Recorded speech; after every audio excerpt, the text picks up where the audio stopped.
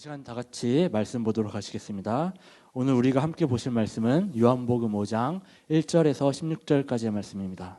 한 절씩 교독하도록 하겠습니다. 그 후에 유대인의 명절이 되어 예수께서 예루살렘에 올라가시니라.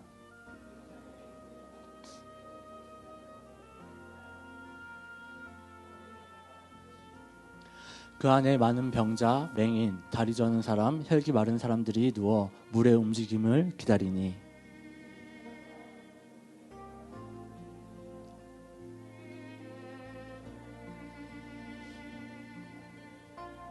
거기 38해 된 병자가 있더라.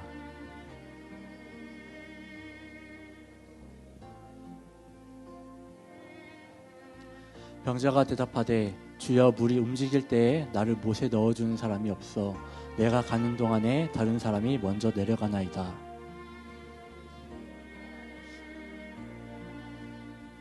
그 사람이 곧 나와서 자리를 들고 걸어가니라. 이날은 안식일이니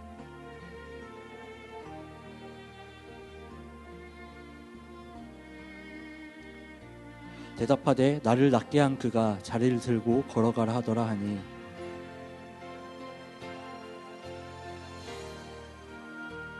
고침을 받은 사람은 그가 누구인지 알지 못하니 이는 거기 사람이 많으므로 예수께서 이미 피하셨음이라.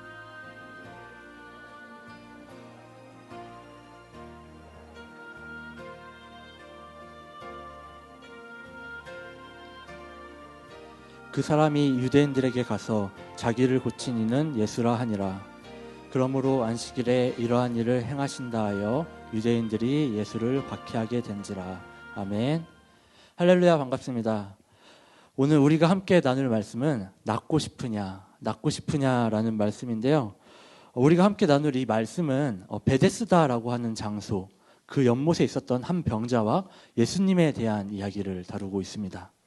먼저 우리가 말씀을 나누기 전에 본문의 배경인 이 베데스다라는 장소가 어떤 장소였는지 간단하게 이야기를 하려고 하는데요. 먼저 오늘 본문의 2절 말씀을 보면은 이 베데스다라는 장소가 양문 곁에 있었다라고 기록하고 있는 것을 우리가 볼 수가 있습니다. 그런데 여기서 이 양문이 어떤 곳이었냐면은 과거 우리나라에 한양에 들어가는 동대문이나 서대문, 남대문이 있었던 것처럼 그 사대문처럼 예루살렘의 성을 출입하는 중요한 문 중에 하나가 바로 이 양문이었다라고 이야기를 합니다.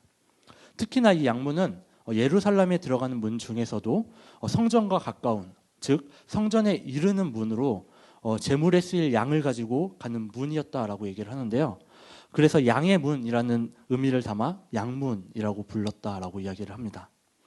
오늘 우리가 보고 있는 말씀의 배경인 베데스다가 양문 옆에 있었다라는 것은 이 베데스다가 성전 가까운 곳에 위치하고 있었다라는 것을 의미하고 있는 것이죠.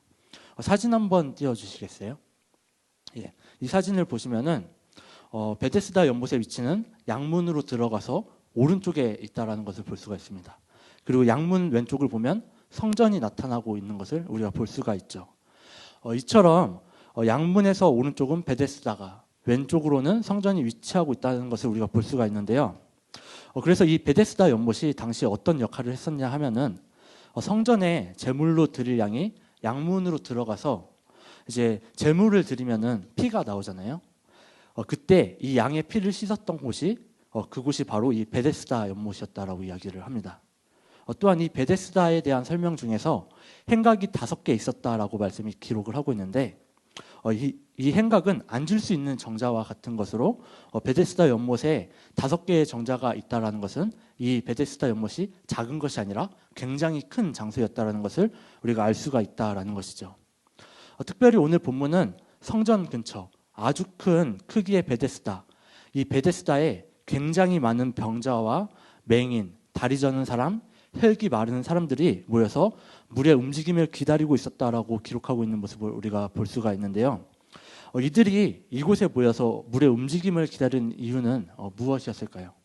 그 이유는 바로 그곳에 전해지는 전설과 같은 이야기. 천사가 가끔 못에 내려와 물을 움직이게 하는데 그때 가장 먼저 들어가는 사람은 어떤 병이든 낫게 된다라는 전설이 그 당시에 소문이 났었기 때문입니다. 즉 성전 근처 베데스다 연못에 전해지는 전설을 들은 수많은 환자들이 그 전설을 듣고 낫고자 하는 희망을 가지고 이 장소에 모였는데, 그 모인 사람들이 이 연못을 가득 채울 정도로 많았던 상황, 그 상황이 오늘 본문 베데스다의 모습이었다라는 것입니다. 여기서 우리가 주목해 보아야 할 것은 그 많은 사람들이 하나같이 의지한 것이 하나님이 아니라 어디서 전해진지 모르는 전설이었다라는 것인데요. 사실 끝없는 절망, 나을 수 없는 병에 걸린 사람들이 이 상황에 처하게 된다면 그들의 선택은 어쩌면은 마지막 희망을 붙잡으려는 선택으로 볼 수가 있을 것입니다. 다시 말하자면은 베데스다 연못에 모인 모든 병자들은 마지막 신라 같은 희망을 가지고 전설에 의지해서 그곳에 모이게 된 것이다라는 것이죠. 그런데 희망을 가지고 이 베데스다에 온 병자들이 마주하게 되는 현실, 그 현실이 무엇인지 아십니까, 여러분? 그것은 바로 그들이 기대했었던 희망찬 내일이 아니라 절망을 마주하는 것이었습니다. 지푸라기라도 잡고 싶은 심정으로 그들은 베데스다에 모였지만 굉장히 긴 시간 그들은 치유받지 못했다라는 것이죠. 왜냐하면 그들이 치유받기 위해서는 전설의 이야기처럼 물이 동할 때 가장 먼저 베데스다 못에 들어가야 했지만, 그곳에 모인 자들 대부분의 사람들은 그럴 힘이 없었던 사람들, 즉 누군가가 도와주지 않는다면 가장 먼저 그곳에 들어갈 힘이 없는 절망적인 상황에 놓인 자들이 이곳에 모였기 때문이라는 것이죠. 말씀에 보면은 맹인이 나오고 다리 저는 사람이 나오고 혈기 마른 사람들이 나오죠. 여기서 맹인은 물이 언제 동하는지 볼 수 없었을 것이고, 또 다리 저는 사람은 너무 느려서 그 가는 길에 이미 다른 사람이 들어가서 그 상황을 마주하게 됐을 것입니다. 그리고 혈기 마른 사람들은 움직일 힘조차 없는 모습이었을 것입니다. 그렇게 그들에게 있어서 베데스다는 마지막 희망의 장소였지만 동시에 끝없는 절망의 장소이기도 했었던 것입니다. 참으로 아이러니한 것은 이 베데스다라는 이름은 히브리어로 베이트, 집이라는 단어와 헤세드, 자비라는 단어가 합쳐진 말로 자비의 집 혹은 은혜의 집이라는 의미를 가지고 있었다는 것입니다. 하지만 그곳 어디에서도 자비를 발견할 수도 은혜를 발견할 수도 없었던 곳이 바로 이 베데스다 연못의 모습이었다라는 것이죠. 많은 환자들은 그곳에서 자비를, 은혜를 받기 원했지만 정작 그들이 느낄 수 있었던 것은 절망밖에 없었다라는 것입니다. 저는 그 이유가 그들이 전설이라고 하는 헛된 희망을 붙잡고 있었기 때문이라고 생각을 하는데요. 그들이 정작 가져야 했었던 것은 사람들이 말하는 희망이 아니라, 사람들이 말하는 전설에 대한 희망이 아니라 하나님이 주시는 소망이었지만, 그들은 하나님이 아닌 사람들의 입에서 나온 전설의 희망을 걸었었다라는 것이죠. 자, 여러분 생각을 잘 해보시기 바랍니다. 희망과 소망의 차이는 무엇입니까? 사실 사전적으로 말하면 희망과 소망에는 차이가 없습니다. 사전적으로 희망의 뜻은 어떤 일을 이루거나 하기를 바람, 앞으로 잘 될 수 있는 가능성, 영어로 hope라는 단어를 사용하고, 소망 또한 어떤 일을 바람 또는 그 바라는 것이라는 의미로 영어로 동일하게 hope라는 단어를 사용합니다. 즉 사전적으로는 희망이나 소망이나 큰 차이가 없다라는 것이죠. 그런데 우리 크리스천들은 교회에서 희망과 소망, 이 두 단어 중에서 보통 어떤 단어를 사용하죠? 우리는 보통 희망이라는 단어보다 소망이라는 단어를 사용합니다.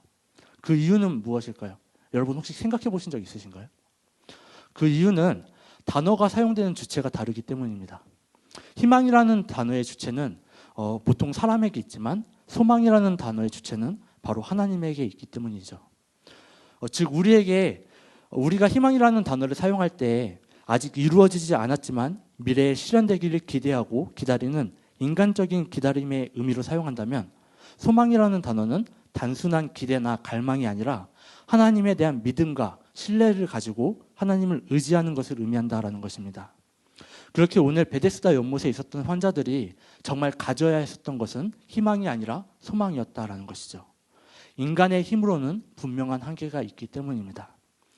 특별히 우리가 희망이 아닌 소망을 가져야 하는 이유, 그 이유를 38년 된 병자의 이야기가 너무나 잘 보여주고 있다고 생각되어지는데요. 다 같이 5절에서 9절까지의 말씀을 다시 한번 보도록 하겠습니다. 5절부터 9절까지 다 같이 읽겠습니다. 거기 38해 된 병자가 있더라. 예수께서 그 누운 것을 보시고 병이 벌써 오래된 줄 아시고 이르시되 내가 낫고자 하느냐. 병자가 대답하되 주여 물이 움직일 때에 나를 못에 넣어주는 사람이 없어 내가 가는 동안에 다른 사람이 먼저 내려가나이다. 예수께서 이르시되 일어나 내 자리를 들고 걸어가라 하시니 그 사람이 아멘. 여러분 베데스다 연못에 38년 된 병자가 있었습니다. 이 병자는 처음에 저 못에 들어가기만 한다면 나을 수 있다는 희망을 가지고 이 베데스다에 왔을 것입니다. 그런데 1년이 지나고 2년이 지나고 하염없이 시간이 지나갔지만 그가 그 못에 들어가는 일은 결코 일어나지 않았죠. 왜냐하면 그를 베데스다 못에 넣어줄 사람이 그 누구도 없었기 때문입니다. 앞에서 말한 것처럼 전설에 따르면 물이 동할 때 처음 들어가는 사람만 고침을 받는다고 하였지만 38년 된 병자는 가장 먼저 그 못에 들어갈 능력이 없었고 그곳에 있었던 다른 사람들은 그 누구도 이 38년 된 병자에게 그 자리를 양보하지 않았던 상황, 그곳 가운데 그는 방치되었을 뿐이었다라는 것입니다. 그렇다면은 38년 된 병자에게 있어서 이 베데스다라는 장소는 어떤 장소였을까요? 그곳은 그가 처음 생각했었던 희망이 가득 찬 장소였을까요? 그 이름처럼 이 베데스다라는 이름처럼 자비의 집, 은혜의 집이라는 의미를 가진 곳이 그에게 베데스다였을까요? 아니었을 것입니다. 38년 된 병자에게 있어서 베데스다는 희망이 아닌 절망의 장소였을 것입니다. 그 누구도 그를 도와줄 사람이 없는 곳, 희망이 절망으로 변하는 곳이 바로 베데스다였을 것이라는 것이죠. 이루어지지 않는 희망, 지푸라기라도 잡기 위해 가졌었던 희망은 그에게 있어서 그 어느 것보다도 큰 절망으로 변하게 되었다라는 것입니다. 히즈윌의 찬양 중에 베데스다라는 찬양이 있는데요. 그 가사의 내용 중 한 부분이 이 38년 된 병자의 심정을 잘 드러내고 있는 것 같습니다. 제가 그 가사의 일부를 읽어드리도록 하겠습니다. 나는 꿈도 없이 소망 없이 누워만 있네. 작은 희망조차 내게는 사치라 여기며 누구도 돌보지 않는 외로운 내 삶은 남아있는 호흡조차 의미가 없다네. 바로 이 가사의 내용, 작은 희망조차 사치이며 누구도 돌보지 않는 삶, 남아있는 호흡조차 의미가 없다고 느껴지는 삶, 그것이 바로 이 38년 된 병자의 상태였을 것이다 라는 것입니다. 이처럼 38년 된 병자는 더 이상 희망을 찾을 수 없는 상태, 절망만이 가득한 상태로 베데스다에 남아있게 되었던 것입니다. 그런데 희망이 꺾인 이 38년 된 병자에게 오늘 예수님이 찾아가십니다. 그리고 그에게 물으시죠. 내가 낫고 싶으냐라고 말이죠. 예수님의 낫고 싶으냐라는 질문, 이 질문에 대한 대답은 사실 38년 된 병자에게 있어서 너무나 절실하고 당연한 말이었을 것입니다. 당연히 낫고 싶은 마음이 간절했었겠죠. 무려 38년 동안 고통 속에 있었거든요. 사실 38년 된 병자가 굳이 아니더라도 병에서 낫고 싶지 않은 사람이 대체 어디 있겠습니까? 누구든 낫고 싶으냐라는 질문의 답은 낫고 싶다라는 답을 할 수밖에 없었을 것입니다. 그런데 오늘 38년 된 병자의 대답은 놀랍게도 우리가 생각하는 낫고 싶다라는 대답이 아니었습니다. 그의 대답은 신세 한탄과 같은 대답이었죠. 주여, 물이 움직일 때에 나를 못에 넣어주는 사람이 없습니다. 내가 가는 동안 사람들이 먼저 내려갑니다. 예수님의 낫고 싶냐는 질문에 38년 된 병자의 대답은 절망에 빠진 대답이었다라는 것입니다. 이 베데스다라는 곳에 희망을 가지고 왔었지만 긴 시간 변하지 않는 상황 가운데 절망에 빠져버린 그의 상태를 보여주는 대답을 오늘 이 38년 된 병자가 하고 있는 것입니다.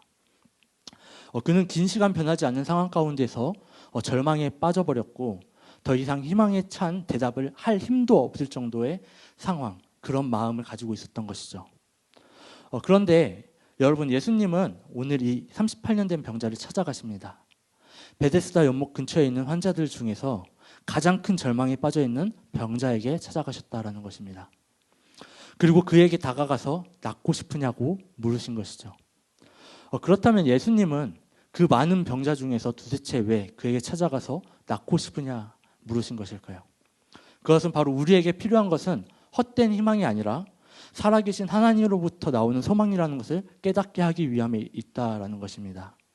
미신적인 전설에 우리가 의지하는 것이 아니라 살아계신 하나님을 의지해야 한다라는 것을 우리에게 보여주시기 위해서 베데스다에서도 가장 큰 절망 속에 빠진 그를 찾아가 낫고 싶으냐라고 물으신 것이다라는 것이죠. 예수님은 이 병자를 낫게 하심으로 진정으로 병을 치료할 수 있는 것은 전설 속 이야기가 아니라 하나님뿐이다라는 것을 우리에게 보여주시는 것입니다. 여러분, 우리는 이 이야기를 통해서 한 가지를 깨달아야 합니다. 그것은 우리가 희망을 쫓아가는 사람들이 아니다라는 것입니다. 우리는 주님이 주시는 소망을 가지고 하나님에 대한 믿음과 신뢰 속에서 기다리는 자들이다라는 것입니다. 희망이라는 것은 인간적인 기대와 인간적인 기다림이라면 소망은 그리스도에 대한 신뢰입니다. 희망은 사람으로부터 비롯된다면 소망은 그리스도로부터 나온다라는 것입니다. 그렇게 우리는 희망이라 말하지 않고 항상 소망이라고 말하고 소망을 가지고 싶다라고 말을 하고 살아가는 것이죠. 즉 우리는 어떠한 전설이나 어떠한 인간적인 기다림이 아니라 그리스도 안에서 가지게 되는 믿음으로 확신 속에 기다리는 자들, 소망을 품고 나아가는 자들이라는 것입니다. 오늘 예수님께서 우리에게 38년 된 병자를 통하여서 희망이 아니라 하나님이 주시는 소망을 가르치고 계신 것입니다. 38년 된 병자는 전설이라고 하는 희망찬 기대에서는 절망을 맛보았지만 예수님의 한마디, 내 자리를 들고 걸어가라는 말 한마디에는 고침을 받았다라는 것을 기억하는 여러분들이 되었으면 좋겠습니다. 이 예수님의 말 한마디, 우리는 이 한마디의 말에 소망을 가져야 한다라는 것입니다. 세상의 전설이 아니라 예수님의 말씀, 그 말씀이 38년 된 병자를 고쳤고 우리를 살릴 것이다라는 소망을 우리는 가져야 한다라는 것이죠. 여러분, 예수님이 말씀하시는 낫고 싶으냐라는 질문, 우리는 그 속에서 희망이 아니라 소망을 발견해야 할 것입니다. 우리는 할 수 없지만 주님은 하실 수 있다라는 소망을 우리는 예수님의 질문 속에서 발견해야 한다라는 것이죠. 여러분, 38년 된 병자를 절망 속에서 건져주셨던 주님의 질문, 그리고 그 질문을 이루신 예수님의 은혜가 우리에게는 소망이 된다는 것을 깨닫기를 소망합니다. 말씀을 이어서 보도록 하겠습니다. 10절부터 16절까지의 말씀인데요. 10절부터 16절까지의 말씀을 보시면 이제 38년 된 병자가 고침을 받고 그 후에 일어나게 된 일들을 다루고 있는 것을 우리가 볼 수가 있습니다. 이 말씀에서의 논점은 안식일을 범한 일에 대한 것이었는데요. 우리가 앞에서 본 38년 된 병자가 예수님을 통해 나음을 받은 때는 바로 안식일이었죠. 그런데 유대인들에게 있어서 이 안식일은 어떤 날이었죠? 바로 일을 해서는 안 되는 날이었습니다. 그게 어떤 일이든 해서는 안 되는 날이 바로 유대인들에겐 안식일이었다라는 것이죠. 그렇다면 오늘 이제 막 고침을 받은 병자가 했었던 일은 무엇일까요? 그것은 바로 예수님의 말씀을 따라 자신이 누웠던 자리를 들고 걸어가는 것뿐이었습니다. 하지만 유대인들은 안식일에 짐을 지는 것을 노동이라고 보고 오늘 자신이 누웠던 자리를 들고 가는 나음받은 병자에게 그것은 옳지 않은 일이라고 경고하고 있는 것입니다. 어떻게 보면 정말 별것도 아닌 일에 유대인들은 목숨을 걸고 그것을 지키며 살아갔다라는 것이죠. 사실 유대인들이 이 안식일을 귀하게 여기고 지켜나가는 것은 굉장히 중요하고 가치 있는 일 중에 하나입니다. 그러나 문제는 유대인들이 이 안식일 규정을 계속해서 확대하고 적용을 자신들 마음대로 했었고 또 더 나아가서는 안식일에 묶여 사는 존재가 된 곳에 있다라는 것입니다. 마가복음 2장 27절에 보면 안식일은 사람을 위하여 있는 것이지 사람이 안식일을 위하여 있는 것이 아니다라고 말을 하고 있습니다. 그러나 유대인들에게 있어서 안식일은 사람보다도 더 중요한 가치로 여겨졌다라는 것이죠. 이처럼 안식일을 중요하게 여기는 유대인들에게 있어서 안식일을 어기는 것은 결코 용납되지 않는 일 중에 하나였다라는 것입니다. 그런데 오늘 유대인들이 안식일을 범한 사람을 마주하게 됩니다. 그가 바로 38년 된 병자였죠. 그리고 유대인들은 이 병자를 통하여 그가 안식일을 범한 이유가 누군가의 말 때문이라는 것을 듣게 됩니다. 유대인들은 그 사람이 누구인지 계속해서 그에게 묻지만 병자는 자신을 낫게 한 그가 누구인지 알지 못했다라고 말씀은 기록하고 있습니다. 왜냐하면 예수님께서 이미 그 자리를 피하셨기 때문이죠. 우리는 이 사건을 통해 유대인들에 대해서 한 가지 알 수 있는 것이 있습니다. 그것은 바로 유대인들이 율법에 매여서 38년 된 병자의 사정을 제대로 보지 못하고 있다는 것입니다. 병자는 유대인들의 물음에 분명하게 나를 낫게 한 사람이 걸어가라고 말했다라고 이야기했습니다. 병자는 병을 치유하시는 능력을 가진 자, 기적 같은 일을 이루시는 자가 하는 말을 따랐다고 이야기했다라는 것이죠. 그런데 유대인들은 놀랍게도 이 말에 전혀 관심을 가지지 않습니다. 생명의 회복을 일으킨 분에게 관심을 가지지 않고 그들은 누가 안식일을 범하게 하였는가에 대해서만 관심을 가지고 있는 모습을 보여주고 있다는 것이죠. 그러니까 유대인들은 38년 된 병자가 회복되는 사건을 보고도 여전히 안식일의 규정을 가지고 규정을 어겼잖아, 규칙을 어겼잖아라고 말을 하고 있다는 것입니다. 즉 이들은 정말 중요한 것은 놓치고 덜 중요한 것에 관심을 가지고 있다는 것입니다. 그 이유가 무엇입니까? 그들에게 있어서 가장 중요한 것은 참된 복음이 아니라 그들이 지켜온 율법이었기 때문입니다. 더 큰 본질을 놓치고 이들은 그 중에 아주 작은 일부분에만 관심을 가지고 있다라는 것을 보여주는 것이 오늘의 본문 말씀이다라는 것입니다. 여러분, 세상에서 가장 위험한 사람은 책을 한 권도 읽지 않는 사람이 아니라 책을 딱 한 권만 읽은 사람이라는 말이 있죠. 그 이유가 뭐죠? 그 이유는 자신의 생각만이 정답이라고 여기기 때문에 그렇습니다. 오늘 율법주의에 빠진 유대인들의 모습이 딱 그와 같지 않습니까? 자신들이 지키고 있는 율법만이 정답이라 생각하고 그보다 더 큰 본질을 놓치는 모습을 오늘 유대인들이 보여주고 있다라는 것입니다. 38년 된 병자가 어떻게 나았는지에 대해서는 관심을 전혀 가지지 않고 오로지 누가 율법을 어기게 했는가, 그것에 대해서만 관심을 가지는 유대인들의 모습이 바로 책을 딱 한 권만 읽고 자신의 생각만이 정답이라고 생각하는 자의 모습과 닮아 있다라는 것입니다. 어떻게 보면 정말 치유가 필요한 사람들은 회복이 필요한 사람들은 38년 된 병자가 아니라 이 유대인들이라는 생각이 듭니다. 이들은 육적인 질병보다도 더 큰 영적인 질병을 가지고 있었기 때문이죠. 여러분, 38년 된 병자와 유대인 중에 정말 누가 고침을 받아야 할 자일까요? 우리는 유대인들의 모습을 통하여서 다시 한번 생각을 해볼 필요가 있는 것 같습니다. 단순히 육적인 고통 속에 있는 자만 고침을 받아야 할 자가 아니라 오히려 영적인 치료가 우리에게는 더욱 필요한 것일 수도 있다는 것을 우리는 오늘 본문을 통해서 발견할 수 있다는 것입니다. 특히나 오늘 본문의 14절 말씀을 보면 육적인 치료보다 더 중요한 것이 바로 영적인 치료라는 것을 우리가 알 수 있게 되는데요. 다 같이 14절 말씀을 읽어보도록 하겠습니다. 14절 말씀. 그 후에 예수께서 성전에서 그 사람을 만나 이르시되 보라, 내가 나았으니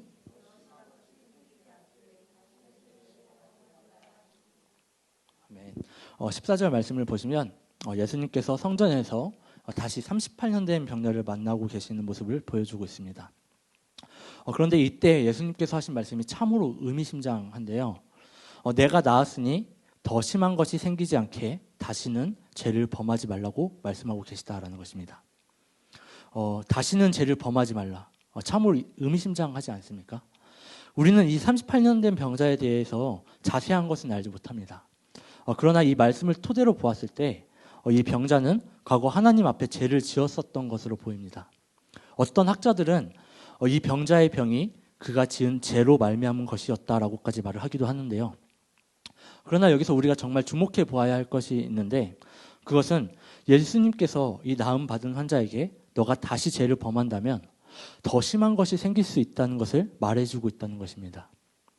이 말이 뜻하는 것이 무엇이냐면 예수님이 이 병자를 치료하시면서 단순히 육적인 고통에서만 건져주신 것이 아니라 영적인 고통에서도 해방시켜 주셨다는 것을 말합니다. 그리고 동시에 앞으로 너가 다시 죄를 짓는다면 38년의 병보다도 더 심한 심판을 받게 될 것이라고 말씀하고 계시다라는 것이죠.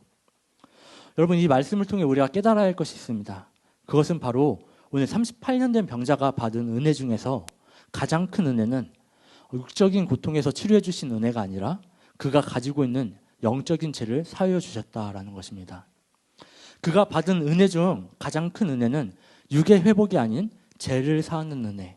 그 은혜가 그 어느 것보다도 큰 은혜였다라는 것이죠. 우리는 보통 38년 된 병자의 이야기를 하면은 그가 38년 만에 치료되었다라고 하는 육적인 해방의 초점을 가지고는 합니다.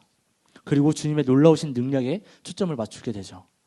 하지만 정말 우리가 이 말씀에서 알아야 할 것은 예수님은 그 병자의 육적인 아픔만을 치료하신 것이 아니라 더 큰 문제인 죄의 문제를 해결해 주셨다라는 것입니다. 여러분, 예수님은 오늘 본문을 통해 우리에게 분명하게 말씀하고 계십니다. 내가 나았으니 더 심한 것이 생기지 않게 다시는 죄를 범하지 말라고 말입니다. 이 말은 영적인 죄가 38년 된 병보다도 더 심한 것을 우리에게 가져다 줄 수 있다는 것을 말하는 것입니다.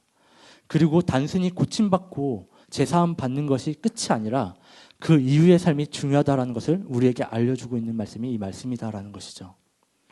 말씀 속에서 수많은 사람들이 예수님의 능력을 경험했습니다. 수많은 사람들이 고침을 받았고 주님을 통해 제사함을 받기도 했죠. 그런데 그것이 끝이 아니다라는 것입니다. 우리가 경험했다면, 그리고 고침받고 제사함 받았다면 거기서 끝나는 것이 아니라 이제 옛 모습을 버리고 새로운 삶을 향해 나아가야 한다라는 것입니다. 여러분, 예수님이 하신 낫고 싶으냐라는 질문은 내가 낫고자 하는 의지가 있느냐, 내가 이전과는 다른 삶을 살아가고 싶은 마음이 있느냐 우리에게 물으시는 것입니다. 과거와는 완전히 다른 삶을 살아갈 준비가 되었느냐 우리에게 물으시는 것입니다. 단순히 육적인 고통에서의 해방이 아니라 죄에서의 해방을 함께 주시면서 새로운 삶을 향해 나아갈 준비가 되었느냐라고 물으시는 것이 바로 내가 낫고자 하느냐라는 질문이라는 것이죠. 그리고 우리에게 이 낫고자 하느냐라는 질문과 함께 다시는 예전의 모습으로 돌아가지 말라고 말씀하시는 것이 바로 이 낫고자 하는 질문 속에 포함되어 있다는 것입니다. 여러분, 병을 고침받는 것, 그것 자체가 우리의 새로운 삶을 보장하지 않습니다. 오히려 다시 죄를 짓게 된다면 그보다도 더 큰 형벌을 받을 수도 있게 되겠죠. 그렇게 우리는 과거의 모습이 아닌 새로운 삶을 향해 나아가야 한다라고 예수님께서 이 다짐을 받고자 내가 낫고자 하느냐 묻고 계시다라는 것입니다. 여러분, 우리가 새로운 삶을 살기 위해서는 우리가 가지고 있었던 이전의 모습을 온전히 버려야만 가능해집니다. 오늘 낫고 싶으냐는 예수님의 질문에 우리는 그 손을 잡고 일어나 그분과 함께 걸어가야 새로운 삶을 향해 나아갈 수 있는 것이다라는 것입니다. 이곳에 모인 우리가 예수님께 소망을 두는 자들이 되기를 바랍니다. 세상이 아니라 예수님에게 소망을 두고 이전과는 전혀 다른 삶을 살아가는 우리가 되기를 소망한다라는 것입니다. 말씀의 결론을 맺도록 하겠습니다. 여러분, 우리가 가져야 할 것은 희망이 아니라 소망입니다. 인간의 지식이나 인간의 지혜, 그리고 인간이 만들어낸 미신을 따라가는 모습이 아니라 주님께 소망을 두고 주님의 손을 잡고 일어나는 삶, 그것이 바로 우리에게 필요한 모습이다라는 것입니다. 유대인들처럼 내가 가진 신념으로 살아가는 것이 아니라 하나님의 은혜를 바라며 주님께 소망을 두는 삶, 그것이 우리가 가져야 할 모습이다라는 것입니다. 여러분, 예수님께서는 38년 된 병자에게 찾아가 낫고 싶으냐라고 물으시며 그의 육적인 아픔뿐만이 아니라 그의 영적인 죄까지도 사하시는 은혜를 보여주셨습니다. 그리고 그 은혜는 단순히 38년 된 병자에 국한된 것이 아니라 우리들에게도 주어지는 하나님의 놀라우신 은혜입니다. 이제 그 38년 된 병자의 치유는 우리에게 소망이 되었다라는 것입니다. 우리는 우리를 낫게 하시는 주님, 육적인 아픔뿐만이 아니라 영적인 죄에서도 자유케 하실 주님이 우리의 소망이 되었다라는 사실을 잊지 말아야 할 것입니다. 여러분, 주님이 우리에게 찾아와 38년 된 병자에게 물었듯 내가 낫고 싶으냐 물으신다면 우리는 이제 그 질문에 대해서 다른 말을 하며 다른 전설을 말하며 살아가는 것이 아니라 그 손을 잡고 일어나 이전과는 완전히 다른 새로운 삶을 향해 나아가는 자들이 되어야 할 것입니다. 38년 된 병자가 38년이라는 시간 고통 속에서 도움을 구했지만 아무도 그를 구해주지 못했을 때 주님이 찾아가 그를 구하셨던 것처럼 주님께서는 우리의 죄를 사하여 주시는 분, 그리고 우리의 삶을 완전히 새로운 방향으로 바꾸실 수 있는 분이라는 것을 여러분들이 믿고 나아가는 자들이 되었으면 좋겠습니다. 주님께서 낫고 싶으냐 물으신다면 예 주님 내가 낫고 싶습니다. 내가 예전으로 돌아가지 않고 싶습니다 라고 고백하는 여러분들이 되길 바랍니다. 그리고 예수님을 따라 계속해서 뒤가 아닌 앞을 향해 나아가는 여러분들이 되었으면 좋겠습니다. 이 시간 제가 기도하고 주기도문으로 예배를 마치도록 하겠습니다. 다 같이 기도하겠습니다. 할렐루야. 살아계신 주님, 이 시간 우리가 주님을 따라가길 원합니다. 세상의 희망을 따라가는 것이 아니라 주님께서 우리에게 주시는 소망을 붙잡고 주님 주신 말씀을 따라 나아가는 주님의 자녀들이 될 수 있도록 주님 우리를 이끌어 주시옵소서. 내가 낫고자 하느냐, 내가 낫고자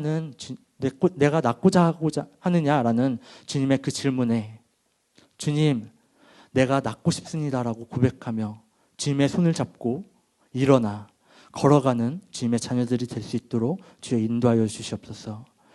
주님의 치유와 주님의 보호하심과 인도하심을 믿으며 나갑니다. 이 모든 말씀 예수님의 이름으로 기도드렸습니다. 아멘.